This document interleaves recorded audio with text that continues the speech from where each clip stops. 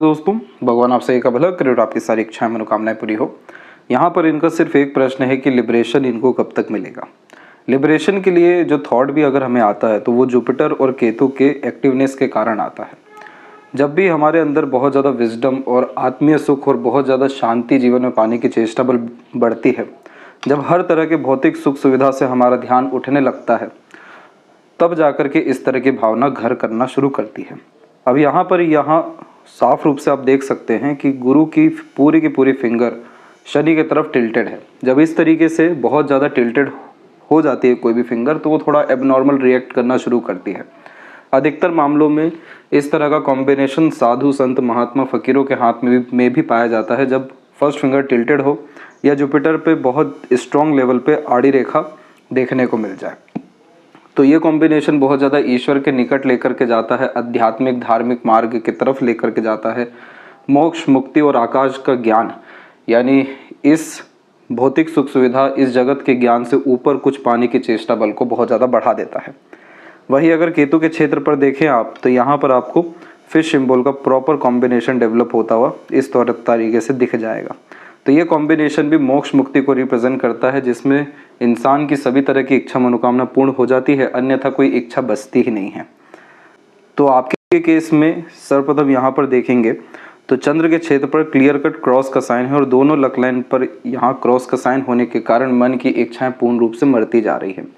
चंद्रमा पे क्रॉस पहले तो इंसान को बहुत ज़्यादा चिंतित बनाता है, नकारात्मक सोच रवैया देता है, बेफिजूल का डर भय चिंता देता है, किसी काम में मन लग ही नहीं पाता, मन बहुत ज़्यादा विचलित होता हुआ देखने को मिलता है, और जस के तस ही फिर ऐसे इंसान अपने जीवन में हो जाते हैं। इसीलिए इस तरीके का क्रॉस बिल्कुल भी अच्छा नहीं माना जाता है।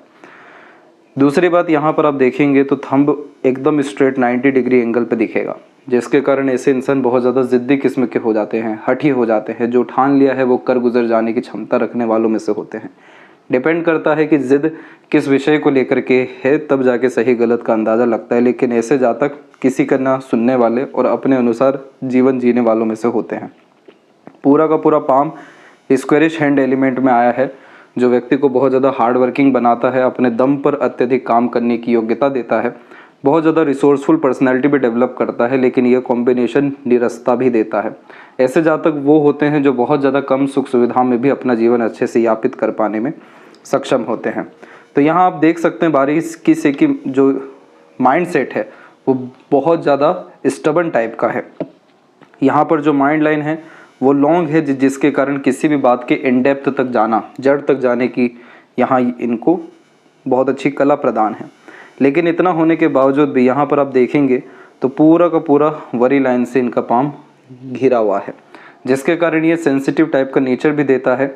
अधिक चिंतन मनन और चिंताओं के कारण यहाँ पर यह बहुत ज़्यादा विचलित किस्म की प्रवृत्ति को निर्मित करता है, जिसके कारण किसी भी तरह का काम करने जाएं तो पहली बात तो मन ही नहीं लगेगा, अन्यथा काम चल भी रहा है तो रिजल्ट मनोवांछित रूप से नहीं मिल पाएगा।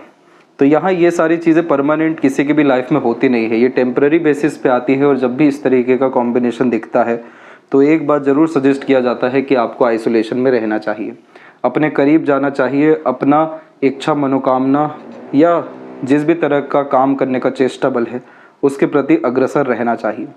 तब जाकर के यहाँ पर जो आइलैंड जैसे साइन बनने शुरू होते हैं, जो मेंटल टेंशन एंजाइटी जैसी चीज़ें देते हैं, डिप्रेशन जैसी चीज़ें देते हैं, ये ख़त्म होना शुरू होता है। जो एक चक्रव्यूह में फंसे हुए हैं, क्या सही है क्या गलत है, क्या करना चाहिए, किस लिए आए हैं, कैसे जाएंगे, ये सब तरह की चीज़ों का परिणाम ही नहीं मिलता है जब तक आइलैंड का साइन मौजूद हो। क्योंकि जो मस्तिष्क है, हमारा जो निर्णय है, बुद्धिमत्ता ज्ञान योग्यता है, सब तरह की चीज़ें पूर्ण रूप से ठीक से काम नहीं कर पाती। तो ऐसे समय पे क्या करना चाहिए? बिल्कुल आंख बंद कर आध्यात्मिक मार्ग में आगे बढ़ना चाहिए, क्योंकि गुरु पर आड़ी रेखा बहुत ज़्यादा दयालु कृपालु, दूसरों के प्रति मददगार, बहुत ज़्यादा सेवा भाव की यहाँ भावना अथवा प्रवृत्ति देती है। तो इस कारण से जितना ज़्यादा ऐसे जातक सामाजिक कार्य करेंगे, दूसरों की मदद के लिए आगे आएंगे, एनजीओज से या किसी भी तरह के ट्रस्ट से जुड़ना शुरू करेंगे, धार्मिक रूप से धार्मिक यात्रा करना या डेली मंदिर जाना या धार्मिक गतिविधियों में किसी भी तरह के रिचुअल में इन्वॉल्व होना, ये सब तरह की चीज़ें जो सोल का फूड है, जो इनकी आत्मा को सुकून दे सकती है, शांति दे सकती है, सुख दे सकती है, वो प्राप्त होना शुरू हो जाएगा। क्योंकि गुरु यहाँ पर आनंद सुख समृद्धि संतुष्टि और खुशी के कारक हैं। तो ये सब चीज़ें आपको इन सब के माध्यम से ही प्राप्त होने वाली रहेगी। दूसरा, चंद्रमा का उपाय यहाँ पर निश्चित रूप से करना चाहिए, क्योंकि जो लक लाइन है वो पूर्ण रूप से चंद्रमा से होकर के गुजर रही है, जिसका तात्पर्य होता है मन का जीवन में सभी तरह का काम होना, मनोवांछित फल मिलना और जन्म स्थान से दूर बहुत ज़्यादा तरक्की होना। लेकिन इस तरह के साइन अधिकतर तब पाए जाते हैं जब चंद्रमा का दोष लग जाए, पितरों का दोष लग जाए, किसी तरह का एडिक्शन लग जाए, किसी चीज़ में मन नहीं लगना, यानी मन के विरुद्ध अत्यधिक काम कर जाएं, तब ये सब गतिविधियां आती है। तो ये सजेशन इन्हें भेजा जाएगा। और दूसरा यहाँ पर यह है कि अभी आपको जो आइलैंड का साइन यहाँ पर बना हुआ है या मस्तिष्क रेखा में पूर्ण रूप से जो तकलीफ आई हुई है, वो समय आपके जीवन में अप्रोक्सीमेटली 32 और 3 से डेवलप हुई है और ये समय 38 तक आपको रहने वाला है। 38 के बाद भी छोटे छोटे आइलैंड के फॉर्मेशन तो हैं, लेकिन यहाँ पर प्रोमिनेंटली ट्रायंगल स्क्वायर के साइन आने लग रहे हैं। फिश सिंबल का प्रोमिनेंट साइन मिड वे में क्रिएट होना शुरू हो रहा है, वो भी सूर्य की तरफ, यानी अपने कुल का उद्धार करने की यहाँ पर प्रवृत्ति आपके अंदर 37 और 8 के आसपास से आना शुरू हो जाएगी, जिसके कारण ज़रूरी नहीं है कि करियर में ही सक्सेस मिले, लेकिन वो सभी तरह के कार्य आप करेंगे जिससे आपके पितृ पूर्वज या जिस कारण से आप इस धरती पर आए हैं। इसके बाद में यहाँ पर आप एक लूप बनता देखेंगे जिसे लूप ऑफ सीरियसनेस कहते हैं। ये भीड़ से अलग रखता है, एकांत प्रिय किस्म का व्यक्तित्व देता है।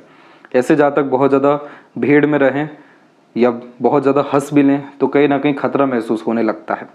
ये इस कॉम्बिनेशन में मूड स्विंग के बहुत मेजर इश्यूज होते हैं, क्योंकि शनि व सूर्य दोनों यहाँ पर मिल जाते हैं, जिसके कारण मन भारी, मस्तिष्क व हृदय भारी रहता है और गोल विज़न में बहुत ज़्यादा कमी आती है। सोचते बहुत ज़्यादा हैं, कंपैरिजन में कर बहुत कम पाते हैं।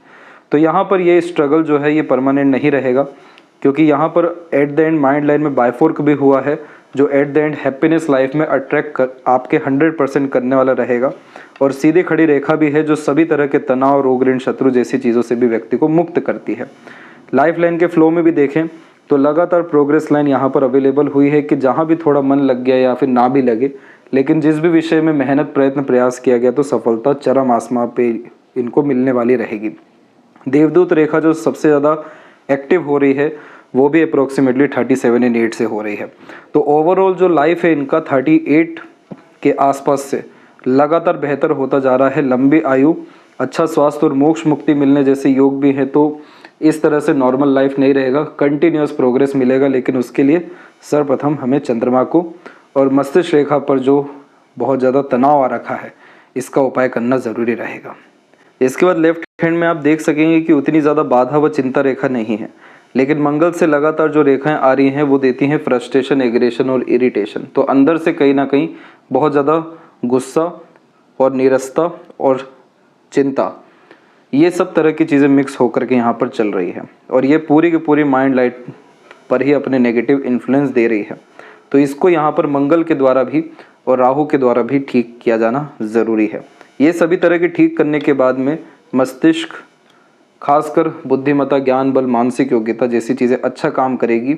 जीवन शैली में लगातार इस तरह की ही गतिविधि होगी जो आपको समृद्धि दे, सुकून दे, शांति दे, आनंदित करे।